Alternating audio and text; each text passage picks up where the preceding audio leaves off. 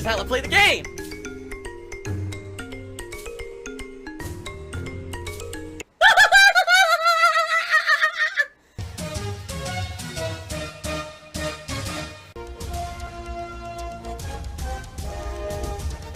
Oh my god!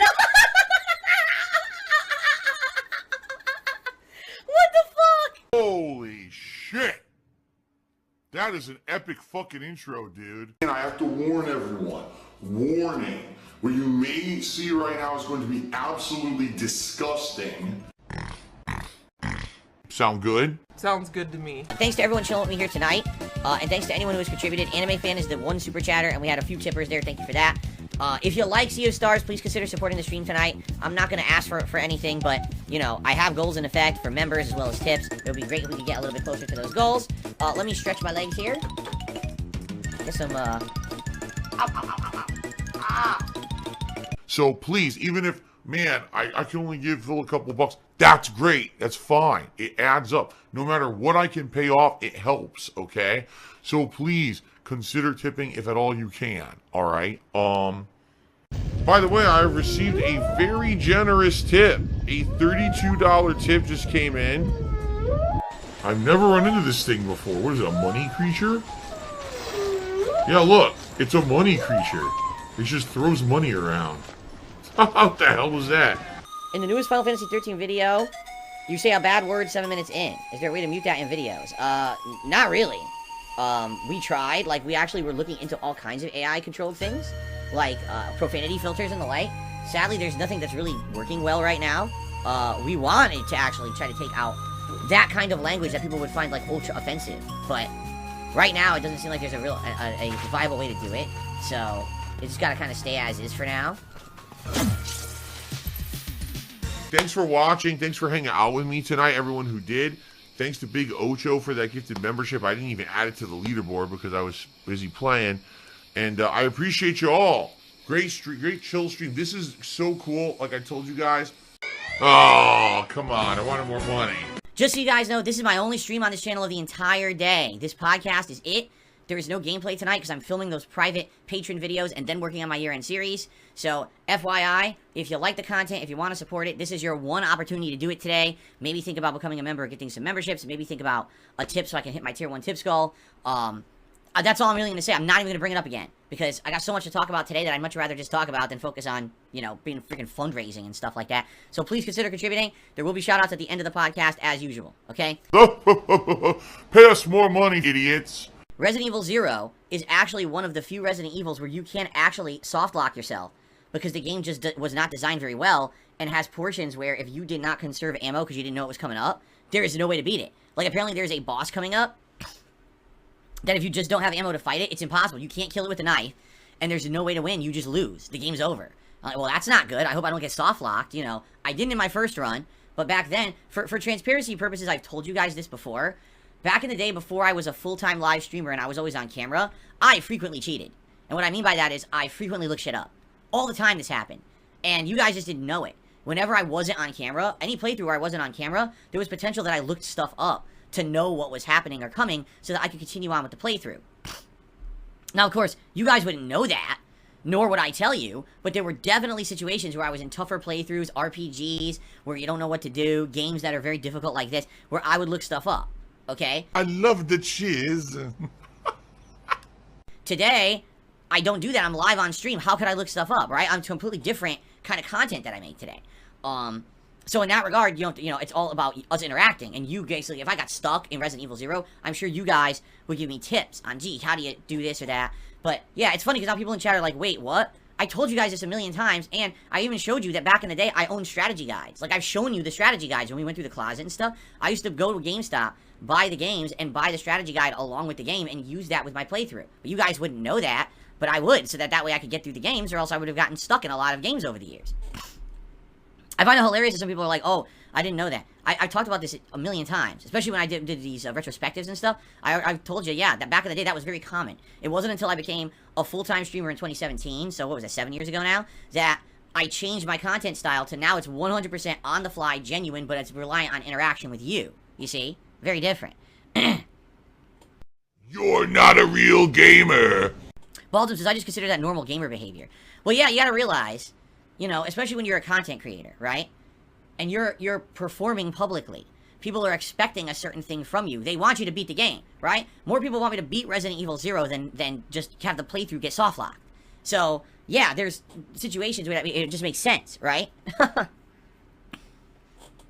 Fan of Low Crash says, I've been here since 2008, and I knew that. Opponent 101 says, yeah, it's all good. Even I do that myself sometimes. But again, now I don't, you know. Now I literally just play it cold, and you guys help me to get through stuff. Or for example, with the Baldur's Gate 3 playthrough, there's already been multiple secret rooms and areas I would have missed, and you guys hinted, hey, go over here and jump down here, and you're going to see something cool. And I would go there and be like, oh, crap, look at that. There's actually something really neat there that I didn't know about. So that's a good thing, right? That I'm not missing content. But anyway, so in Resident Evil 0 Remastered, interesting part I'm at. When we play it again on Tuesday, we'll see what happens with the playthrough. It's not a legit playthrough. I'm saying that up front. This is not a legit playthrough. This is meant to be a playthrough that's going to be very, very interactive with my viewers.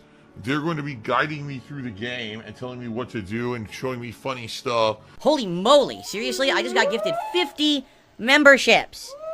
50 memberships just got gifted to the channel. Wow. Nikita, thank you for gifting 50 memberships to the channel. There's so many, I don't think I can even call out these names. So, congrats to anyone who just got a gifted membership. Did Nikita just gift another 50 memberships to the channel? I think we just got gifted 100 memberships. If that's the case, because I don't know if that's a duplicate or not. I can't tell. Alright? But if that's the case, this would be the most memberships that we've had on this channel in years. I think Nikita just gifted another 50 memberships? Is that for real? This is insane. So this right here will be popping up for the rest of the podcast. It's not going to go away. Because that's going to pop up for every single person. So right now we have 150 gifted memberships. Another 50 memberships? Are you crazy? This person's insane. Thank you, whoever Nikita is. Wow, I think another 50 gifted memberships. Holy shit. Well, that's insane. So 200, if that's the case and they all go through, which they might or might not, because with YouTube sometimes it's finicky when you gift that many. Hopefully everyone gets them. That would be the most memberships we've had in multiple years. I think the most memberships we ever had on this channel was around 1,000 or a few over 1,000. This would get us up to like 875. All right.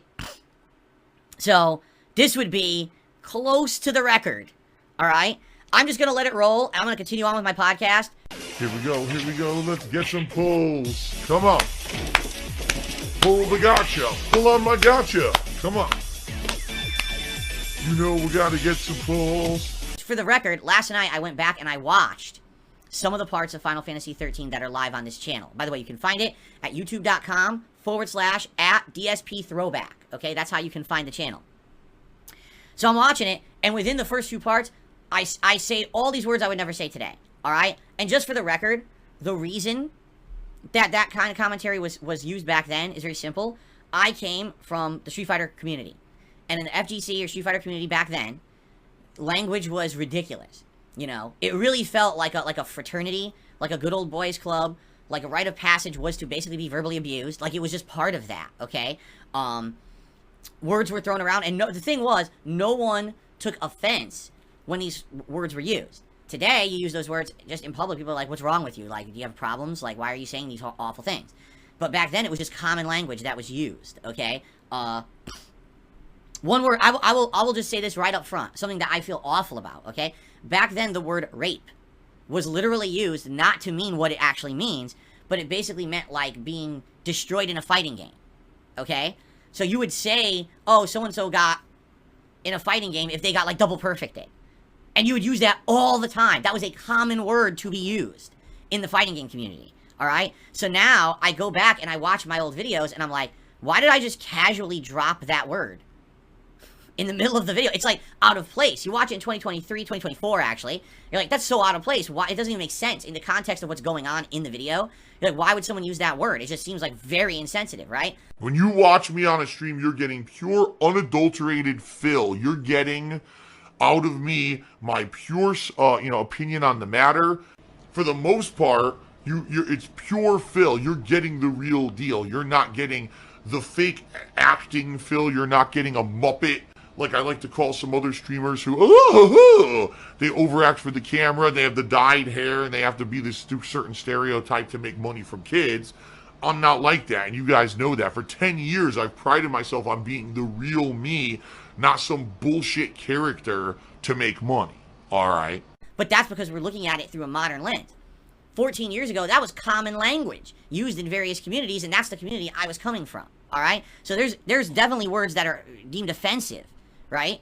That are in the commentary. And there's nothing I can do about that. I'm not going to go back after the fact and completely change all the commentary on that stuff, alright? It is what it is. That's why there's a disclaimer at the beginning of the playthrough that says the language and everything is not representative of the current day thoughts and attitudes of this gamer. And even in the description of every video I upload on that channel, it now says, FYI, this content is over a decade old. It's representative of a bygone era on YouTube, so don't take offense. This is not something that would be done today, okay? Oh my god, he's drinking wheelchair donations. So, basically, the content on that channel is supposed to be old content that's been lost to time. Or, on the flip side of that, some content that I used to do back in the day between the years of 2008 and 2010 before I made this channel, DsP Gaming, basically no one even knows it exists. It used to be on my original channel called darksydephil on YouTube. I stopped using that channel in 2010 and haven't used it since. So there's like 2 years of content on there, full playthroughs, some of my oldest classic playthroughs, but they look awful. By upscaling these videos to 60 frames, using AI, some scenes look amazing, like mind-numbingly good. You're watching the cutscenes or you're watching some of the combat, and it blows you away, like, what the hell? This game looks like almost direct capture 60 frames. This looks so good. But there are definitely certain situations that's causing what's called ghosting. For those who don't know, ghosting is when there's motion on your screen, and because there's an issue with the bitrate, or there's an issue with, in this case, AI trying to create artificial frames that don't exist, it creates a ghost effect. Right now, you're not seeing that. It looks pretty good. It looks like a smooth hand moving, correct? But imagine if I was moving this hand that you were seeing ghost images of the hand behind it as it moved. That's called ghosting. Really? There's still this back here. And it's still in the back of my neck, the back of my head, the back of my mind, and it's always telling me. It's WWE Champions time. I love it. I love it. Is a mobile game addict. Phil has indoctrinated children who send him money, blatantly milking for money. It's a money pit. It's gone, just gone like that. In an instant, fucking gone. I just care about money. That I just can't help it. By eBay. Contributions are mandatory, but I need your help. I am appealing directly to you. No decency, no respect, no common sense, no fucking maturity. Is the guy who just doesn't get reality.